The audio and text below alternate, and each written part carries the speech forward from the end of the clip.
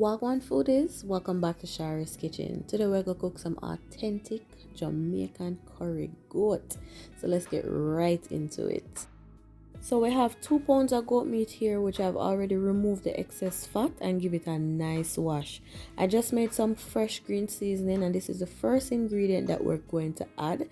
I can also link the video for my green seasoning and you can go ahead and make your very own. I'm going in now with a little bit of oil, and then we're going to start adding the powdered season. So this is my complete season, which I really love using. I'm also going in with some onion powder, some garlic powder, and also some Maggi all-purpose. Bear in mind you can use any all-purpose season that you want, or any season in general that you prefer. So if you notice, when I'm cooking curry, I really love to use a mixture between the turmeric and the curry powder. So that's what I'm doing. But if you want to use a straight curry, that's fine. We also have some fresh season. I have some white onion, some scallion, some thyme, some garlic, and some fresh ginger. And we're adding that to the meat. And now we're going to mix everything together. You're going to rub all those season over every single piece of the meat, because one of the key components in getting your curry goat really nice is the seasoning. Guys, you have to season the curry goat properly. You have to season it properly. All right, so I'm cleaning up this container just a little because I'm not going to be cooking it now. The second component to get your curry goat nice and yummy is how long you leave it to marinate. So I'm actually going to leave this and cook it tomorrow, so around 24 hours, and I'll see you. All right guys, I'm back. It's the following day, as I mentioned.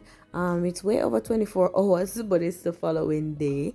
I had removed the container from the fridge a little while just to let it cool off, and kind of get to room temperature in a sense.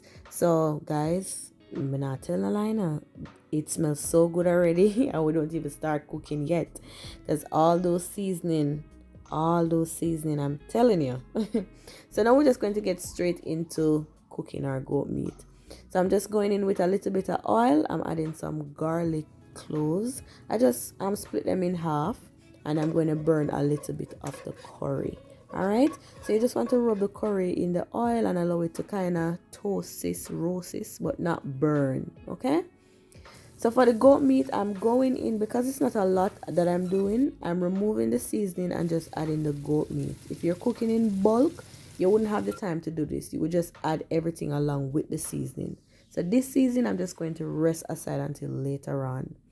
So this now, the goat meat by itself without the seasoning, we're just going to allow it to sweat a little.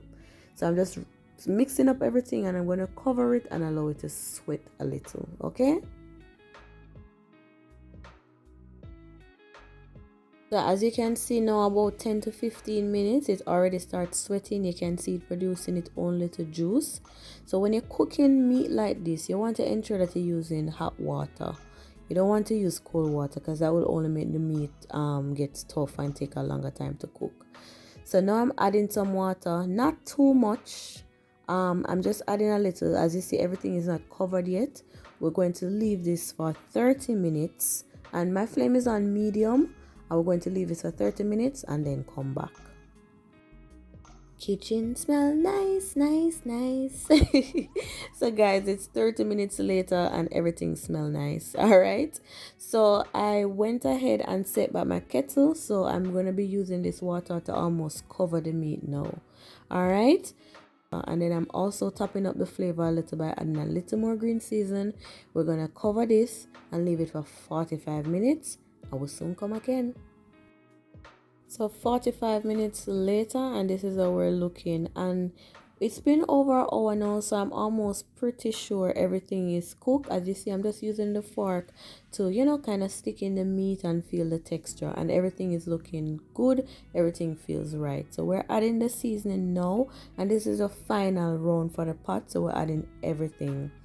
So Foodies, just so you know, if you have a pressure cooker, you can use it for this recipe. It is way shorter, Personally, I don't own a pressure cooker because I don't cook meat a lot, and then when I do cook meat, I really like to slow cook it. But the pressure cooker does take a shorter time, so if you have one, you can use it. So I'm just going in with a little bit more water because we're coming down to the final lap now, and we're going to add a little bit more seasoning, you know, so everything can simmer down nice and alright. So I'm adding a few pimento seeds, some scallion, a little thyme, and a little bit more of that all-purpose seasoning. And if you notice, I haven't added any salt because a lot of the seasoning that I use, they contain salt. So taste your pot. If it want little something, you add little something. A scotch bonnet is a must, and we'll soon come back. Oh my god, foodies, the kitchen is blazing up. Blazing up, I tell you. It's been about 10 minutes and everything is just going down really nice to a very thick and rich gravy. Oh my god, I'm leaving it for 5 more minutes and then we're going to serve this up. Oh gosh, foodies, I really do hope you enjoyed this video as much as I enjoyed making it for you. I hope you try this recipe, and if you did, don't forget to shout out your girl on Instagram. Thank you so much for watching. Don't forget to like, comment, subscribe if you haven't already. I'll see you in my next video.